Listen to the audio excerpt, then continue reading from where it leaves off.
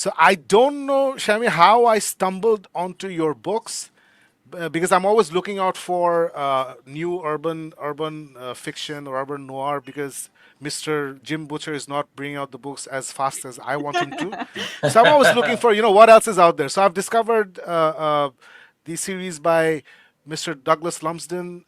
It's called A Troll Walks into a Bar. There's a character called Alex Sutherland. So it's a fantastic series. So I discovered that, and around that time, I also discovered your books, and these have quickly become my some of my favorite books, and it has quickly become one of my favorite series. Farouk also has read one, so he's going to chime in.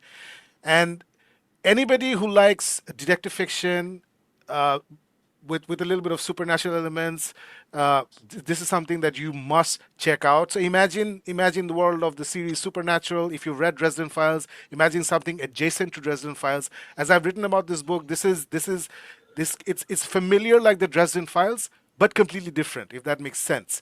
And I love the idea of this guy can turn back clock 24 hours and things just reset, and how you've used this fantastic idea that you came up with. So please tell us, first of all, Shavi, how did you come up with this idea for this character, for this setting? How did this happen?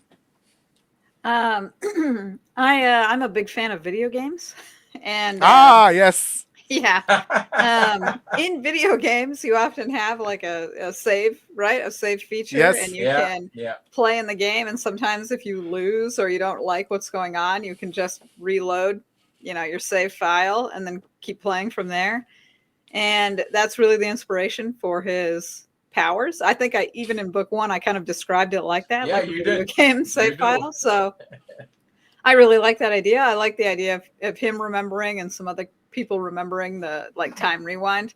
It's also a section of time that's not too long, because if he could rewind time indefinitely, it could get unwieldy. Like the story itself and what we could be doing with it Right. might get all over the place. And if it was too short, it might not be as useful, as a 24-hour period. If he could only rewind time for 5 minutes, like it would be useful, don't get me wrong, but not as interesting.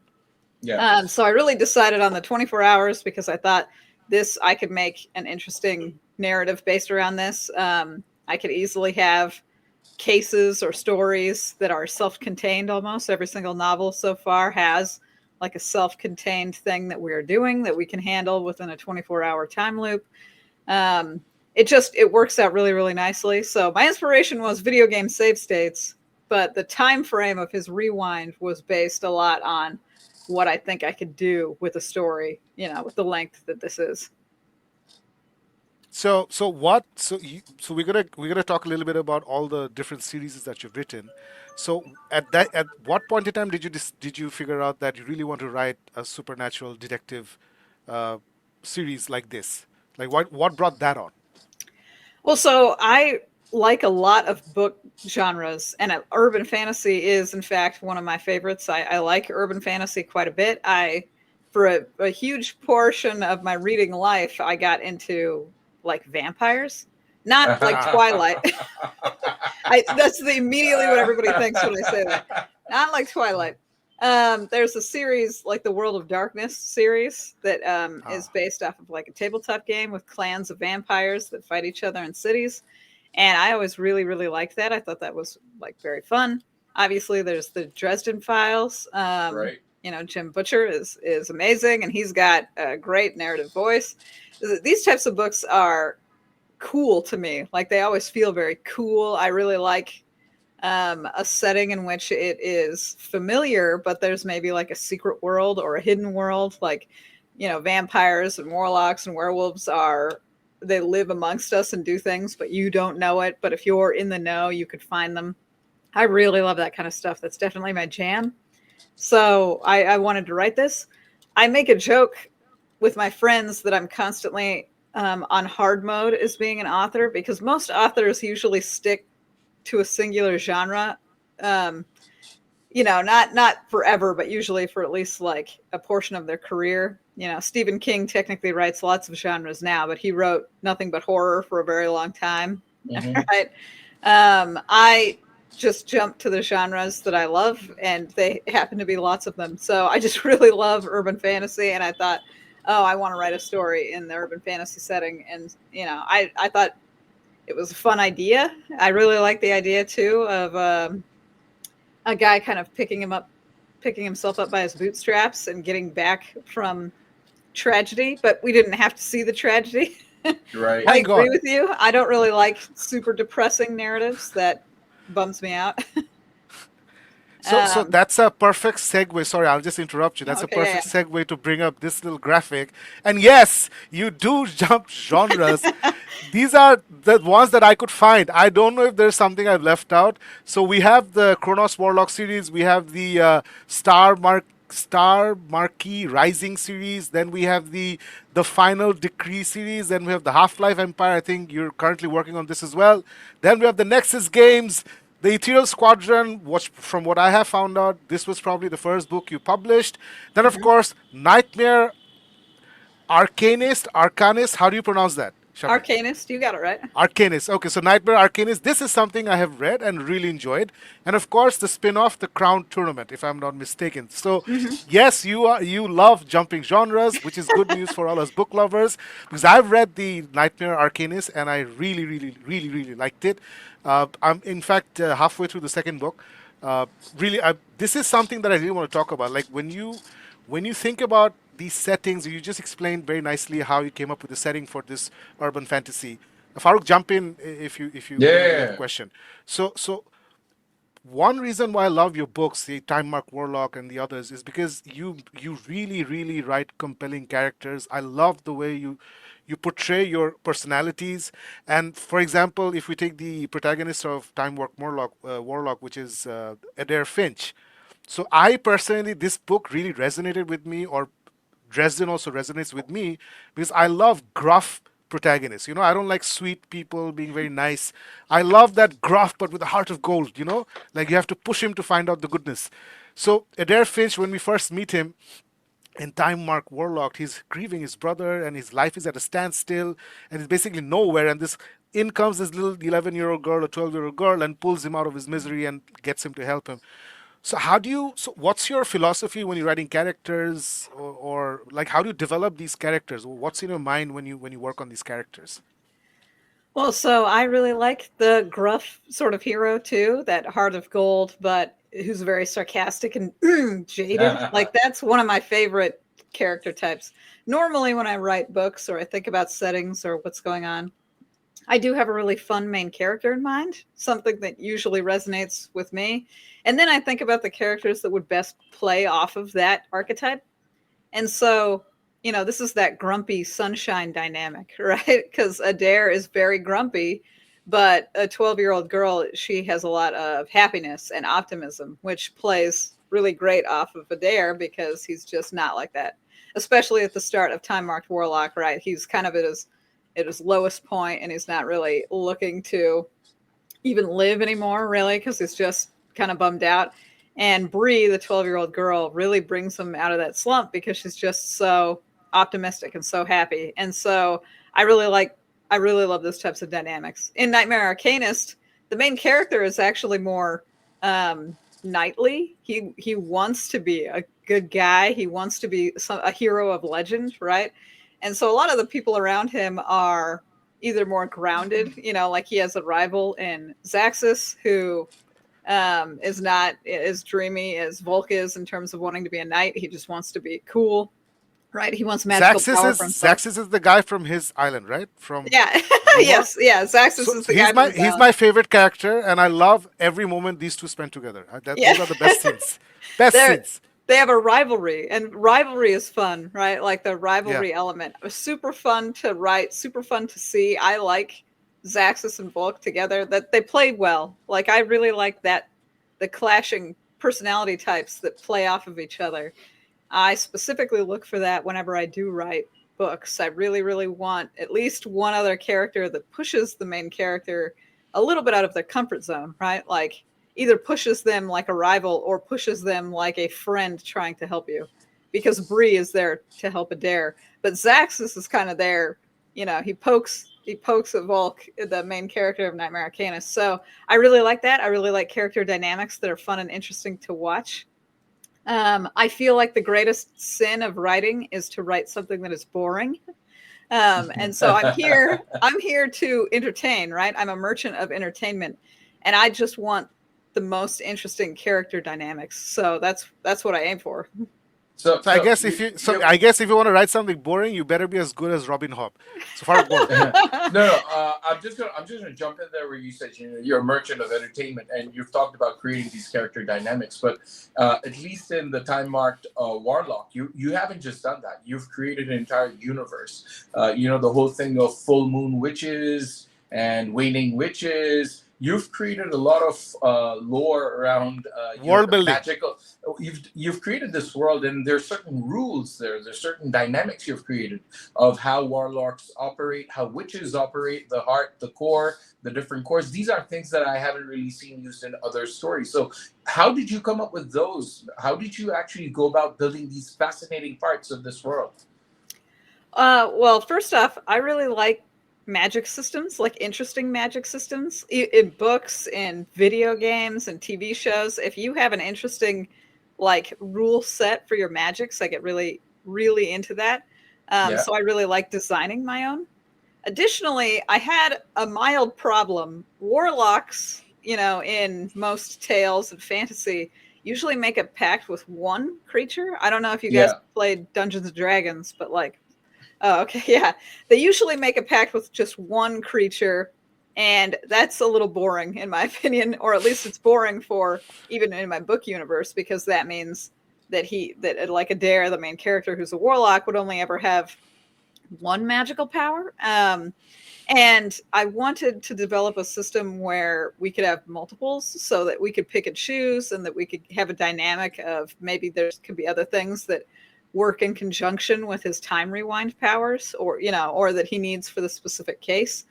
So I came up with the like 5 cores of a human because of that, because I wanted the warlock to have more than one pact and what would be the rules for that. I didn't want it right. to be unlimited because that seems broken, right? Like if you can just make a pact with literally every magical creature and have every magical power, Right. that's also not as fun. So I came up with these cores of your being, right? You've got like the crown and the eyes and the spirit, like all these things, and you can bond a number of creatures depending on how many cores you have. And I really liked that idea, but I couldn't just have it for warlocks because that almost doesn't make sense. Because if this is a world of magic and lots of other magical creatures exist, what do their cores do for them? Right. So that's when I thought up the witches. We have a wizard that's introduced in book 3, and Right. all the magical systems somehow deal with these 5 cores. And depending on what kind of magical entity you are, depends on what happens with these cores, right? So the witches fill their cores with the magic from the moon. And depending on the phase of the moon, depends on what kind of magics they'll get. So I really just made those cores specifically to answer my own problem. How do I make a dare a little bit more interesting with this magic? And then from there, I built the world further out. So there's one part. There's just one part of it that Shakib mentioned when he was talking about the book to me, and he was saying that she's got this thing she does, and it's fascinating. And I was like, "What is it?" So I get into it, and it's this thing of how you can control time, and he starts it back up again. So you do it like it's literally the whole of the first book is just one day, right? Several months of the same day, and after 3 4 times I was like, oh my god, is she going to do it for the whole book, and am I really going to enjoy the same thing happening over and over again? And I really have to hand it to you that I never ever thought an author could repeat the same day over with me, and then every single time it felt like it was a fresh new chapter. So I love that factor. And how did you meet that challenge? Because just when I was reading through the first 5 6 times when he's starting up the day again, and I was like, there's no way that this thing is gonna play out for the whole book, because that No, that that's let me just in let me just add to that. yeah. Sorry, let me just add to that. So Farouk is talking about Time Marked Warlock, your first book in the series. So I Mhm. read that one and I was like, wow. I put up and post in X and whatnot. This is amazing, etc., etc. And I was like, let me see if she can repeat it in the second book. So, and then Kronos Warlock comes out, and I read it. And I'm like, oh my god, she did it again. This is amazing. And then I was like, but you know how far can she carry this? Will she really do this again in another book? Is this all this gonna be? How can she do this? And then you hit me with 24-hour Warlock, and it was amazing. It's probably my favorite book because of the way the story has been progressing, not because I like it more than the other two books. It's like how you've progressed the story and brought me here. And by the way, let me just say this, and then you can, Farouk, I don't know what your question was, but you can ask it again. I loved Adair Finch bulldozing his way through every single obstacle. I'm tired of, because I just finished Robin Hobb, and I'm, oh my god, so much misery and being stuck in place. God save me. And here was this guy who's like, oh, we're all dead, doesn't matter. Reset, let's go.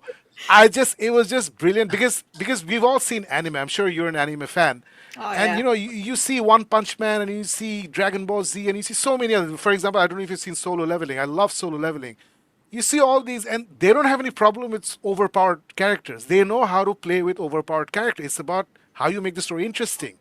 And I think you have stumbled on something very brilliant recently. I read this other book by another indie author, by Nick Horvath. He's written a book called Sledge versus the Labyrinth, and I loved it. And that's another overpowered underdog, and he takes on the world. And I remember it blew my mind. Like, oh my god, where have these books been all my life? So Farouk, please ask your question again. I just No, need to so get this so out of the way. no, no, no. So it's very close to what Chucky was going at as well. It's practically almost something that feels like it's impossible to accomplish. You create this gimmick and then you employ it. And like in Dresden Files, there are little gimmicks that he does to gain his power and things he does. But you have taken one thing and you have hammered it in. And there was this point in the book where I just wanted to see what happens when he rewinds again, just to see how the next chapter would flow out. So when you started doing it, did you actually like plan out the whole sequence and then start writing it, or was it like, play it as it goes along? How did you hit on this incredibly incredible formula of Well, I really wanted, like I said, I think the biggest sin of being a storyteller is writing something that's boring. I really wanted to avoid it being boring, and I knew that it could be if I constantly redid the exact same things. If he started the same day and he literally did everything that we just saw him do again and only changed something super, super tiny at the very end, that a lot of people would get bored. I really wanted to avoid that. So what I did is I treated it more like a mystery. So when he rewinds time the first time, I guess this is a spoiler, but happens pretty early in the book. It's because Bree gets shot, Yeah. Yeah. and he wasn't Yeah. expecting that at all, right? So he rewinds time. I think there's a cute scene where he helps Bree, unpack some of her trauma, and he gives her a lot of time. Like there's just a couple of weeks where he's just rewinding time so that she can be Yeah. Yeah. happier She can again. sleep. Yeah. Yeah. Yeah. And then we start the detectiving, like we start actually gathering all the clues. So when he goes the next time and we get another clue to the mystery, he takes that clue and he uses it to determine where he's going to go next. So he'll rewind time, but he's not going to go back to the same place he just got that same clue. He's going to go get another clue, because all he really wants to do is solve the crime. And then when he goes and does his perfect day, like when he finally is going to be set with the actual time that's happening, he just takes all of his clues that he's gathered from all these different places across the city, and he just handles the case, right? He handles the bad guy. He handles everything that needs to be done. I think in the first book, it has a funnier sequence because he even gets a haircut in the middle of dealing with all of the, with the bad guys and saving a dog and like all sorts of crazy things. And I thought that was better, like to handle it like a mystery. So he like questions a professor at the university in one of the time rewinds. He deals with this weird other warlock, like a pathetic warlock in one of the rewinds. He infiltrates the police, like one of Yeah. the precincts in one of the rewinds. Because again, the whole point is that he's gathering clues, right? He just needs to solve the puzzle, and then he can have time go through normally. So I thought that would be better in terms of entertainment. Like for the reader would be a little bit more interested in this. And I could use that formula many times, because who doesn't like a mystery, like solving a mystery or solving what's going on? it also gave me the freedom to, in some of the rewinds, just deal with character development. So, Mm-hmm. like how Bree needed the time to, cry it out, really. He can do that. There's usually in a lot of these like mysteries where we're about to catch a killer, it's thriller in pacing because this guy's going to get away. We need to Yeah. catch him or he's going to kill all the hostages or and that's Right. really fun too, don't get me wrong, but when you have the power to rewind time, it doesn't matter if he's got 50 hostages under gunpoint. We're going to get to him eventually, and and Right. um it's going to be exactly at the time that it needs to be because we can control time. So in that way you almost get like a cozy feeling to the narrative, or that OP main character, as you had mentioned, because he's just so powerful. This is such a powerful ability that you can almost rest assured. And I think I mentioned this in some of the books too, that some people are like, oh, as soon as Adair is on the case, he's gonna catch the villain. Like Yeah. there's no way the villain can escape. And so I really liked that feeling too of like, oh, this guy is going to get the bad guys no matter what, they're Yeah. already they're already in trouble because he's on the case, you know what I'm saying? So I really liked all those feelings. I feel like it's a really fun formula so far that I've made. Now I want to shake it up a little bit with some of the books, and if you've read the third book, you understand that he might be dealing with other people that can also rewind time. And so that is now an interesting like little, not too many spoilers, but that's like an interesting wrench in the formula, right? Because if other people can do it too, it's like, oh no. Like um so that's fun for me. I really like that style of formula, especially for an urban fantasy. So I had a lot of fun developing it. Wow. Now, another thing I personally appreciated was that you didn't give, like, this is not Hal Jordan whose ring doesn't work against yellow. This is not Superman who's got kryptonite. This is not Dresden whose power runs out after a while. I love the fact that he's got this time rewind magic and there's no limit to it. I love the fact that you didn't give him a weakness, and at least up till 3 books, there's no limit. It's like Goku, it's like One Punch Man. He can just keep on going. So I personally, because for 30 years I've read a lot of misery in hero's journey situations, I don't want it anymore. So it really works out brilliantly for me. And I think, but Shami, sorry, what you were saying that you write like a mystery and etc. etc. But I think the main thing is you keep saying that it can't be boring, but I think that's where Mhm. talent comes in, Farouk. That you have to have the talent to make it not boring. Because I've dived into the indie book universe since I discovered JCM Byrne and Wistful Ascending. So I've really taken a deep dive into all these indie books, and uh, I've read you, I've read JCM Byrne, I've read Nick Horvath. So I'm reading like great indie books, and I'm also reading a lot of indie books which are like really bad, which are not that bad, but the author, for example, I'm reading something now which I'm going to talk about a few days later, which is interesting urban fantasy with a detective, the vampire detective kind of situation, but there's these info dumps for world building purposes, which I feel come at the wrong time. Like, I don't need to know about this now. So I love the way you have paced out your world building in the 3 books that I've read. For example, we meet a wizard in the third book, right? I don't Mm. think I've read anything about wizards in the first two. I don't remember it. Mm. I have no memory of talking about a wizard in the first 2 books. But I'm reading this book now where the author, I think it's a very interesting story, but he keeps hitting me with a lot of info, which I feel like, okay, we shouldn't talk about this now because I'm invested in something else right now. So Uday, I think Farooq, the answer to how does Shami come up with these things, the answer is massive talent, nothing else. So You're uh, too good to me.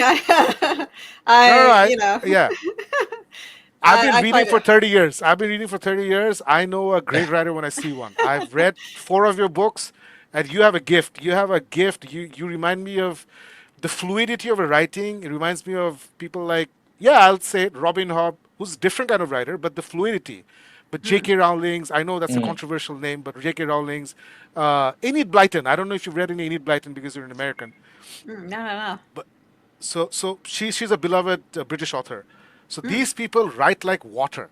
And I feel like you write like that. You really carry your readers along, and I that's something I really appreciate. I love it.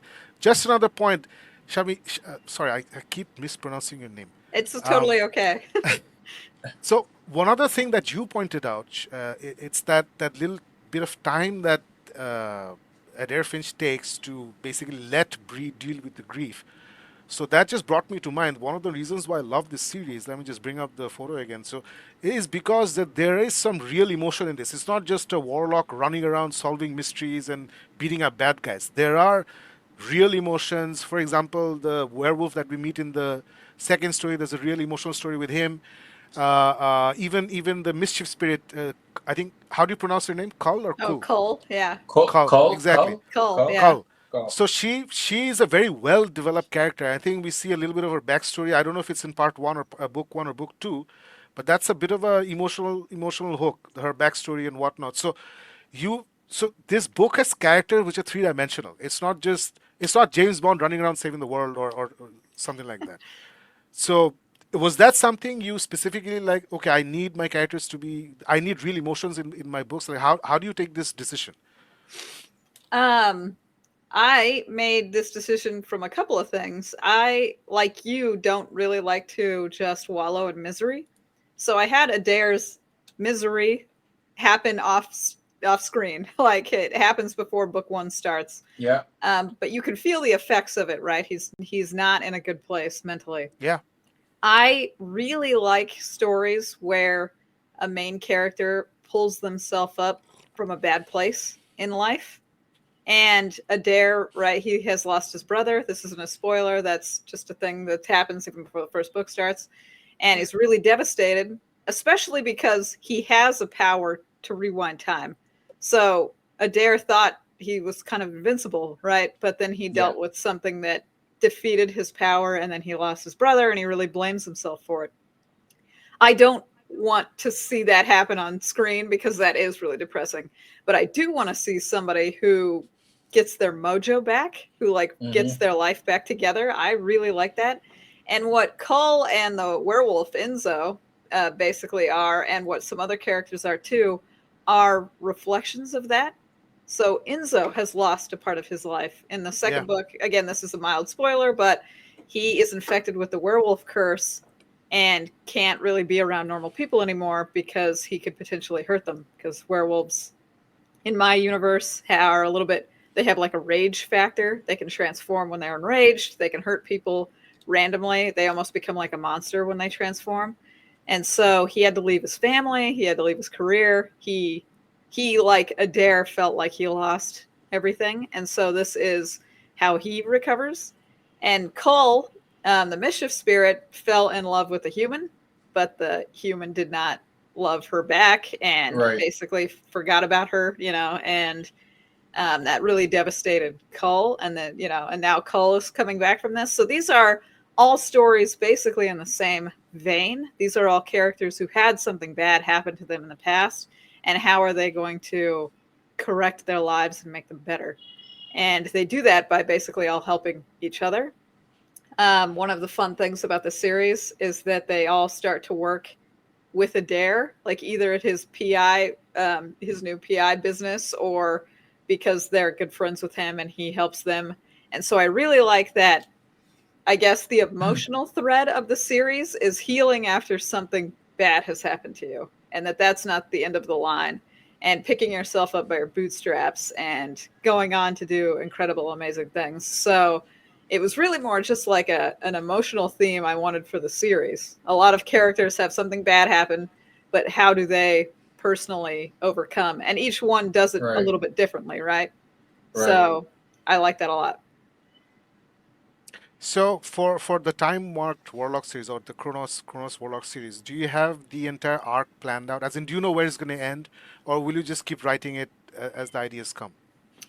Oh yeah, I know exactly how I want it to end in terms of the kind of the main background plot with Adair and Kronos, like Okay. itself. I think in the third book, I had finally Yeah. mentioned what his pact with Kronos was and what he's Mm. got to do for that.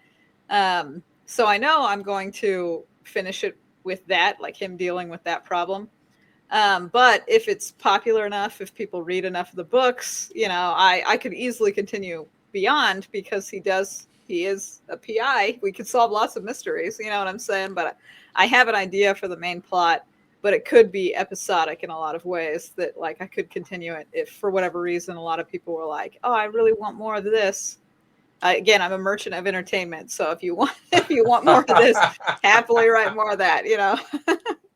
No, and I think you are getting more popular because congratulations on winning the Chanticleer International Book Award. Yeah, thank So, you. so you are going places, things are happening. So very, very happy to hear this and congratulations. What does it exactly mean, Shami, when you win this award? What does it really mean? Can you just explain it to us? Other than So, it's amazing, what does it mean? yeah, there are a lot of people who enter the Chanticleer International Book Awards, like lots and lots of people. So winning in any one category, the grand prize is pretty amazing. Like I said, tons of people enter it. So to beat out tons of other books is mind blowing. Like, oh, I didn't think that would happen. I get a lot of prizes. I mean, I get, like a ribbon and like an award that they send me. They give me like an advertising package. They do like blog tours and people come out and read my book, and they give me like other like minor prizes. I get a membership to a special club. These are all cool. What it really means is that I get to talk about my book again and talk about it in a really positive light. Like, hey, people really like the book. It went into a competition. It won the competition fair and square because it was just that good. Hopefully people check it out. Like that's usually what I want as an author is I'm like, hey, I hope you guys just give it a chance. I hope you guys pick up one of my books and, trust me to tell you a good story. And I hope that I'm a good enough author that I gave you a good entertaining time, So that's all I can really ask for is people to just try me out, and I was like, try out one of my books. Hopefully it resonates with you. No, great, great, great. Um, Congratulations. Definitely worth Thank it. you. so now we're gonna throw something hard at you. These have been softball questions. Now we're gonna throw something hard. Let me just bring this up. So, It's as probably I've where said, Shaki. you're a woman of many series. You Yes. jump genres at the tip of a hat. So let's just take a look at it again. So, which one is your favorite series till now?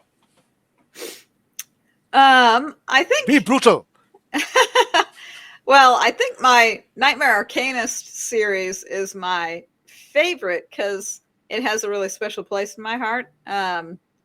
I basically based it off of Pokemon, which I really, really love. And so it's Oh, that's just, where the bonding comes from. Okay, okay, okay, yes, and okay. all the many magical creatures and all the magic. So, it has a special place in my heart because I really like any sort of monster catching, monster hunting, monster bonding, anything. Any stories that have that, I'm Shami's there. You know what I'm saying? Even Jim Butcher wrote kind of his own Pokemon take with those Codex Alera series, right? And so this is my take on it. I think it's probably my favorite. Um, all of these books have something that I really love in them, so it is a little difficult to be like, oh, this is the best one, right? Because I think Starmark Rising is probably one of my best books that I've ever written. Okay. But it is space opera, so it's sci-fi, so there's a lot of like hard science fiction concepts in it. Not everybody's into that. I Um, am. oh, We are. perfect. The Nexus games is lit RPG. I don't know if you guys have read any lit RPG Dungeon books. Crawler Carl. There Read you all of go. the, Yeah. I just haven't read the latest one. Rest I've read. Love it. Okay. Yes. Exactly. It is. I mean, it's not like Dungeon Crawler Carl because I think Dungeon Crawler Carl is a little more humorous, and mine is a little bit more gritty. But it's a lit RPG like that. I really enjoyed writing that. I had such a fun time. The Half-Life Empire is probably one of my favorite books that I wrote, and it's like a post-apocalyptic like Fallout, like the video game. If we had to make video game Mm. comparisons, I really like Power Armor, and that's what's on the front cover there, right? Now, I Mm. think only like 20 people ever have read the Half-Life Empire. I think it's probably my least read series, but I love it. Like all of them, I love all of them. I can't stress to you how much if I wrote a book, it's because I really loved the concept or the characters or the idea behind it. I have not written a book that I personally hated. Does that make any sense? Like, um, even the Ethereal Squadron, which was the first book that I got out there, is a fantasy version of World War One. I'm a Okay. history major, And so that one is about like what if there are secret sorcerers that were fighting during World War I, and I thought that was fun. Thought that's a fun concept too. like, um, yeah, I guess really, if people ask me what book they should read of mine, I usually just ask them, "What's your favorite genre or series?" Because I've No, my probably answer written. to, so this buffet table has been catered personally for me. This is like I told Joe Byrne that when I read your series Wistful Ascending and the rest of the books, I really felt like you and I had a conversation where you asked me, Shakib, what kind of story would you want? And I told you, Joe, it would be lovely to have a superhero in a space station, and you wrote it. So when I see all your series, it's literally I feel like you sat down, made a list of, okay, these are the kinds of books that Shakib likes. I'm going to write all of them, literally. So Ethereal Squadron was your first book, and you published it what in 2019? Oh no, it came out earlier than that. It actually was picked up by a publisher. Oh, Okay. Um, and it was published. I didn't have the greatest time with them. Technically, it's not my first book I've ever published. I published books before my fantasy and sci-fi, and they were also through like a normal publishing house. And I did not have a good time with publishing houses. Now, maybe other authors have good times. I'm sure they do, but I had to fight a lot with the editors. Like they wanted to change a lot about my stories, and I wasn't as big into that. They wanted to do stuff with the covers that I wasn't really as into. And so I was a little disheartened, honestly, when I was first becoming an author, because I was like, oh, geez.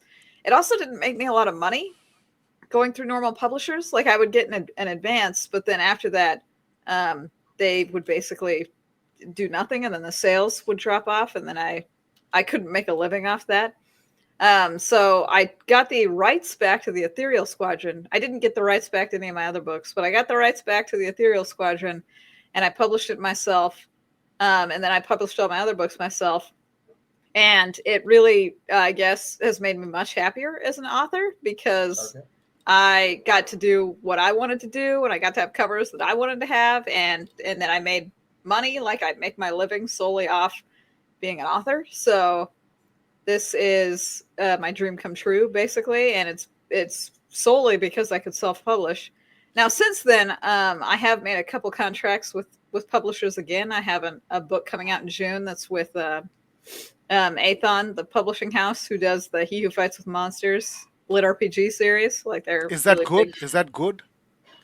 I think it's really fun. It has like that OP main character, but it's really divisive. The main character is a little bit insufferable.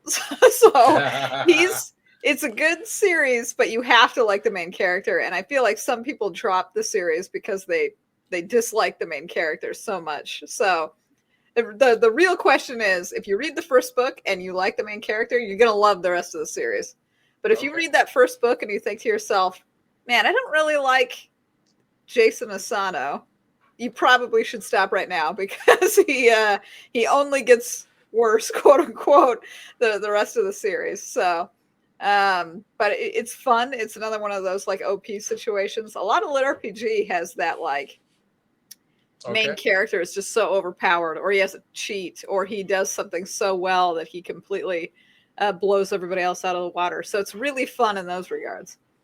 Um, so yeah, I have a book coming out with them, and I hope it goes really well. I really love that book too. Again, every book I've ever written, I've at least loved some angle, some aspect of it, like to death, and but this one I guess is more in line with my Nightmare Arcanist books. Like it's a progression fantasy like that where you gradually get a lot of power. So, but yeah, I enjoy self-publishing. I have technically gone back to publishers now after I've made a lot of success, and hopefully that'll be great. But that's why all of that wonkiness with Ethereal Squadron, and that came out I think in like 2017 originally.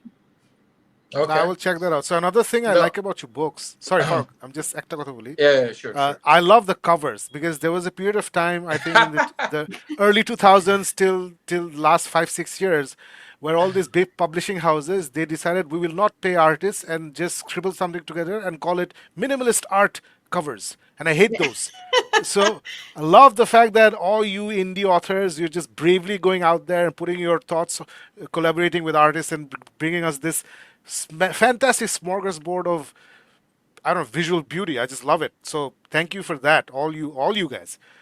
So I Yeah, love that. Yeah, Shaki beat me to that point. I was just going to talk about the fact that you kept on talking about the fact that you wanted to do your artwork, and even though I've just read one book in the series, though these are covers that if I saw these books, I'd pick them up any day because these covers are fabulous. I don't know who you got to do your artwork, who did the concept art, or who guided them, but these look fabulous. So once again, great job there because it thank seems you. that you have a lot of say in what goes on your covers. So great job. Yeah, I really like covers that have like actual artwork on them. I totally agree with you.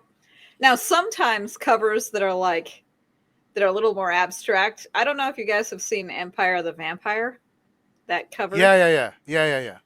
I have. So yeah, okay, it's a little bit more abstract, but it's really intricate. Like it's Yeah. so detailed, so intricate that I'm like, wow, this has become interesting again. Like Yeah, it was yeah, sliding into boring, but it's got back up and yeah. interesting. Really like that.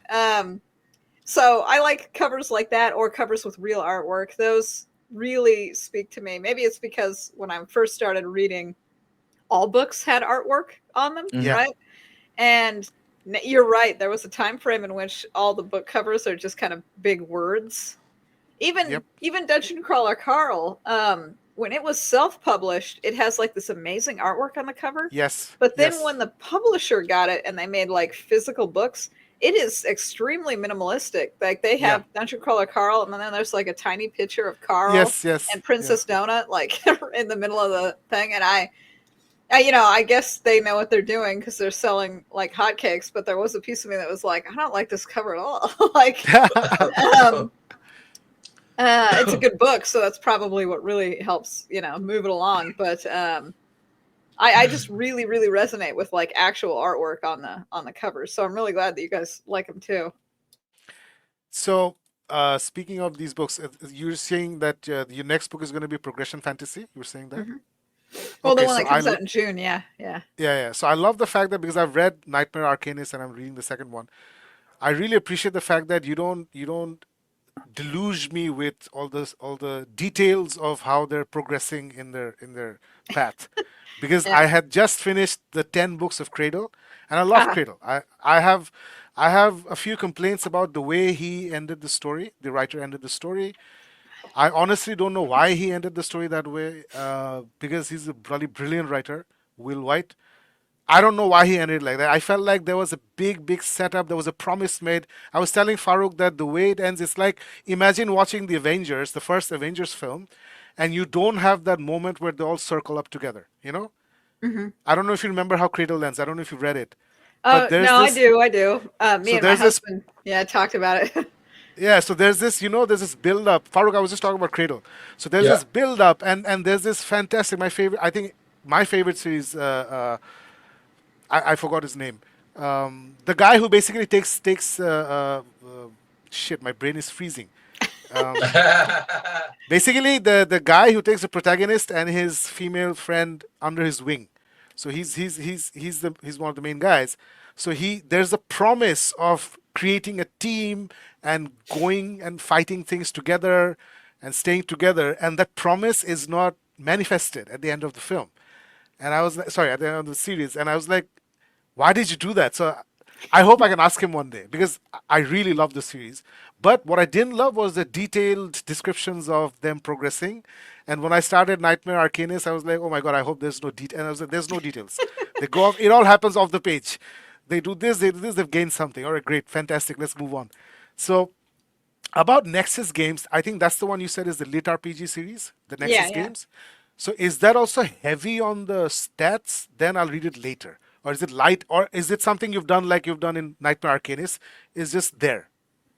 It's closer to Nightmare Arcanist. I Oh, great. personally, as a reader, don't like to be bogged down in things like here's just an outrageous amount of description about what's happening. That doesn't doesn't resonate with me. Sometimes I skip that kind of stuff. Like if I'm reading a book and I realize that we're going to have 17 more paragraphs of basically nuanced description of exactly what tiny changes just took place, I'm like, okay, I'll just skip to when we're done with this. Because I do like the story. I like the characters. Those are a little bit more important to me. Now, I like the progression, but I do like the progression in like easy consumable Yeah. ways where you can understand it with the story.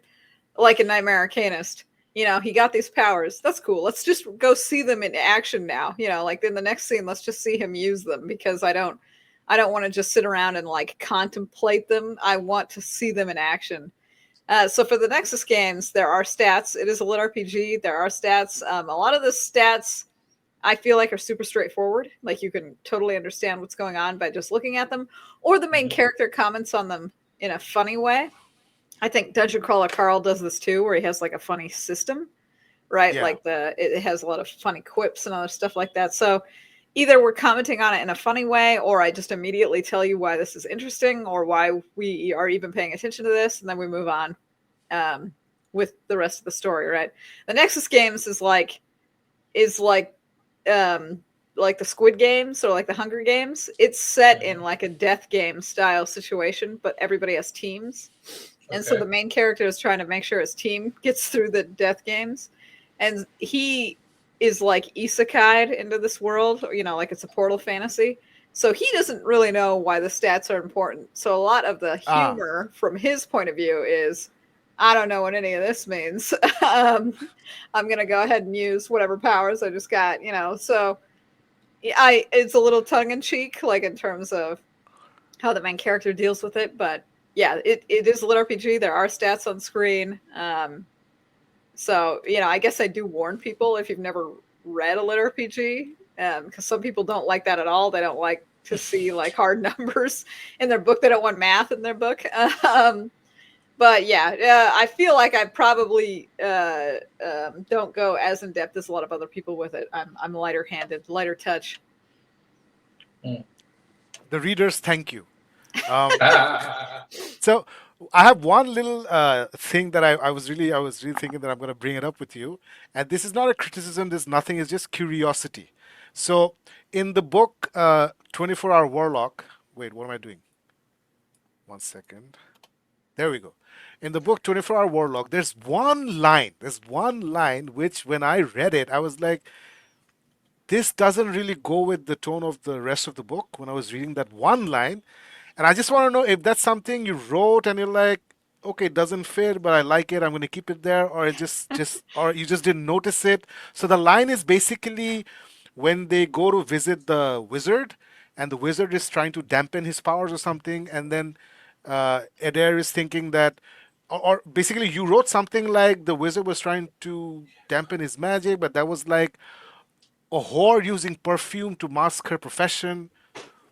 And this, the whore using perfume to mask her profession, I felt that came out of nowhere in the book, and we never went somewhere like that again. It came out of nowhere, and that tone, that little bit of suddenly everything Very else is, gritty, yeah.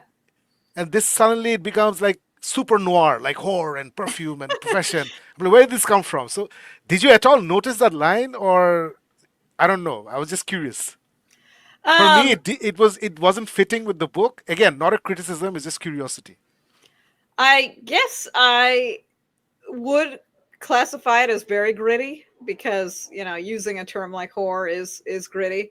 I think it's mostly because I think Adair would think in very gritty terms. Now I've written it in third person, not first person, but I do try to channel some of Adair's voice in a lot of the third person writing.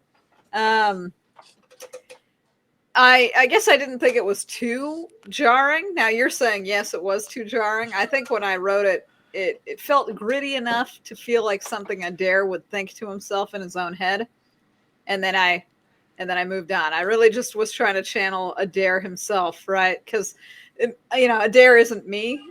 So sometimes I do like to be like, oh, Shami, don't write this as if it was just you. What would Adair think in the Yeah, situation? And he seems more like a really gritty type of guy who would think in harsher terms like that. But I do try to keep it, especially that series, well, it's noir. It's not too great, like we're not dealing Yeah. with things that are too crazy. But I'll keep that in Eh, mind later. If I dial it up, for a singular sentence with Adair's thoughts, I'll try and make sure it's not too jarring.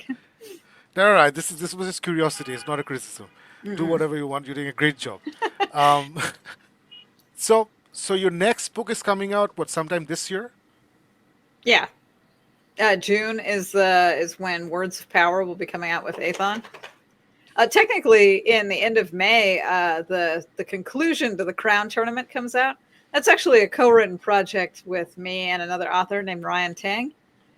Um, and that one's already written. I'm just in the process of finalizing like some of the edits, and then it'll release at the end of May, and that'll be fun too. But my own personal book, the next one comes out June 24th. So we've got lots of books coming out. You mentioned that I had lots of books in just a couple years of publishing. I really like telling stories. I really like writing like that. It makes me happy. I do it every single day, at least for a few hours. I try to at least get a chapter in a day type of thing. So I've got so many Wow. stories and ideas trapped in my head. I've got to be writing or else they won't get out there in the world. You know what I'm saying? So I'm glad there are readers out there that super love to read a whole bunch because I really love to write a whole bunch. No, you are doing a great job. So fantastic here that you're keeping writing and the books are coming out. So we're gonna ask you this question: when is the next time Chronos Warlock book coming out? I guess I'm hoping a little bit later this year. So maybe sometime around like August or September. Um, I have to finish a few of my other books first before I can circle back around to the Chronos Chronicles. But what I So, like about those is that they're a little bit shorter. So urban fantasy tends to be about like 90K to 100K words. Like they're nicer, shorter books. Whereas some other fantasy or science fiction can sometimes get to like 150K or even longer. So they take more time. Chronos Chronicles I can do. I like a lot. so how does it work? Do you work on multiple stories at the same time, or do you like finish off one book, take a break, if you at all take a break, and then you move on to your next one? How does that work? I do work on multiple books at the same time. I find it's easier for me creatively. So sometimes I'll be writing in a book and I'll get to a point where I don't know how I'm going to write this. Like I'm like, okay, my outline says he defeats the bad guy, but how exactly is it going to defeat the bad guy? And so it requires me to think about it a lot. And so instead of just thinking about it, what I do is I just switch gears and start writing in a different book. I start writing more chapters in a Okay. different book, and then I can get back to that one, and I feel like refreshed almost. Like, oh, I haven't thought about this in a while. Now I'm going to think about it new, and then I can start writing that. So I usually work on like 2 to 3 books at a time, um, but only to 2 or 3. So even though I've got lots of series and lots of things, I can't work on them all at the same time. And once I finish one, then I slot one, I slot another one back in, right? So I'm writing a couple sequels right now, and as soon as I finish one of those, that's when I'll slot in like the fourth book for the Chronos Chronicles and start writing on that one. I have a Patreon, and on my Patreon, I post chapters of all of my books in advance. Right. So um, usually what happens on there is that I'll be posting chapter 20 of this one series, and then I'll have chapter 2 of this other book series, because I just go through all that, and so people can see me just slowly chugging along. All my fans, like hardcore fans, can see me working. I also do a lot of other stuff, and what I mean by that is the Nightmare Arcanist series we're turning into a comic book. Oh Oh, wow. wow.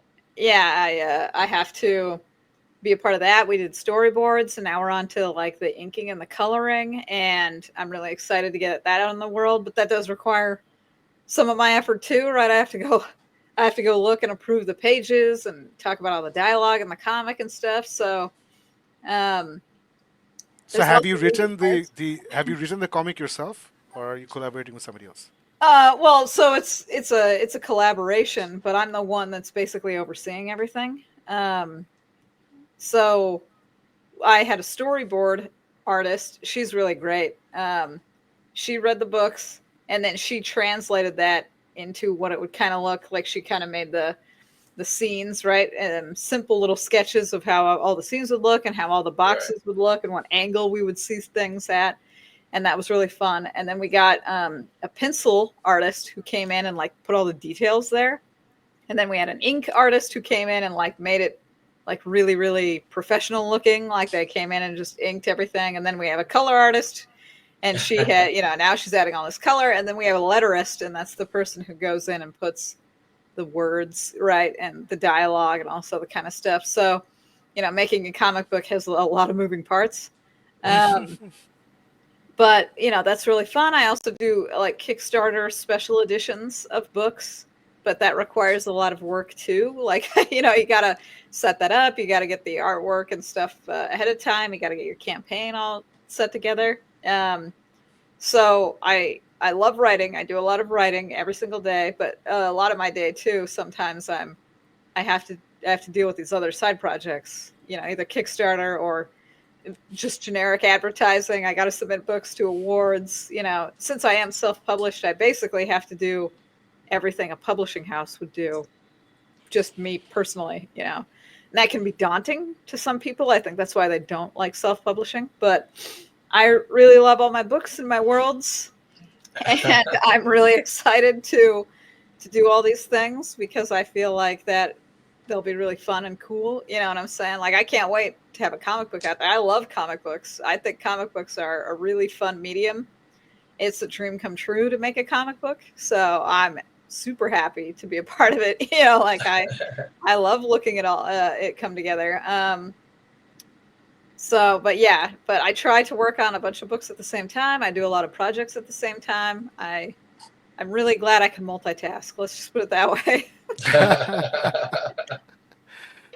Fantastic. And uh, I think your husband's also an author, and Hmm. I think somebody who watches our show regularly, in fact, his name came up before your name came up. So Oh, somebody okay. somebody suggested a book that he wrote. I think it's Card something, Card Demon Yeah, or Demon Card Enforcer. Demon Card Enforcer. So I have that book. I bought that book. So I think uh, I heard about him first and his book first, but for whatever reason, I read your books first. Hmm. So that's still there waiting. So let's see how that goes. I'm sure it's going to be good because the guy who recommended it to me, he's been recommending some great books to me. So I have full faith Okay. on his.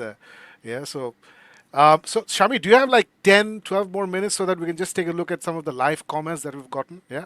Oh yeah, of Farouk, course, if of you course. Farouk, thank you so much. Yeah, Farouk, if you want to ask yeah. something, go ahead. No, I think thank you so much for giving us your time today. And I've just started your universe. I love the characters. Um, uh, I think one of the reasons I enjoy doing the show, which I keep so much, is every once in a while we come across these books that we really truly love, and it's great to know that there are talented geniuses out there who are, because compared to you, I mean, the fact that you're so, I don't know what's the word for it. It's not just dynamic. You're so vital. I mean, you've got so much vitality. You're doing so much. I love the term you've engaged for yourself, that you're a merchant of entertainment, and please do continue to entertain us. And loving your books. Looking forward to all the great new series you're going to be putting out. Do just have one request. It's something that Shakib and I have a personal grudge on.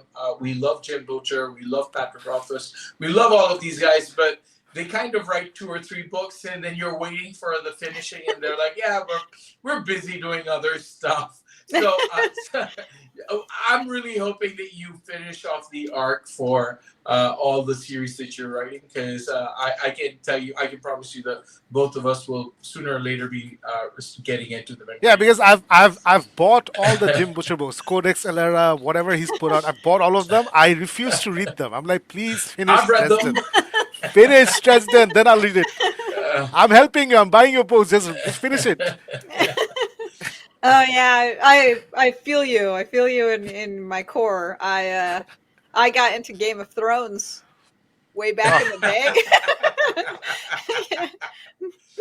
I wonder if we're ever gonna see the end of that. But yeah, I totally feel you. I hope that I don't die soon. That would be the only reason I don't finish them. No, that I'll accept. I'll shed a tear Yeah. for you and accept. But if you're alive and doing other things, then it's gonna get ugly. No. And It's okay. I've already finished a few series already. So the Nightmare Arcanist series is in fact done. It has a yeah, it's conclusion. done. Yeah, Yeah. yeah. The Half-Life Empire is done. It has a conclusion. Like I've finished multiple series already. I intend to finish them. Half-Life Empire, is that 2 books? It's 3 books. 3 books. Oh, Yeah. fantastic! I'll dive into it. I love Yeah. sci-fi. I'll dive It's into that. completed. So no worries about, oh man. And I'm working my way through all of the other ones, so they'll get done too. Again, unless I die, knock on wood. No, no, we're all praying for your health. You're not gonna die. I'll get them It's done. fine.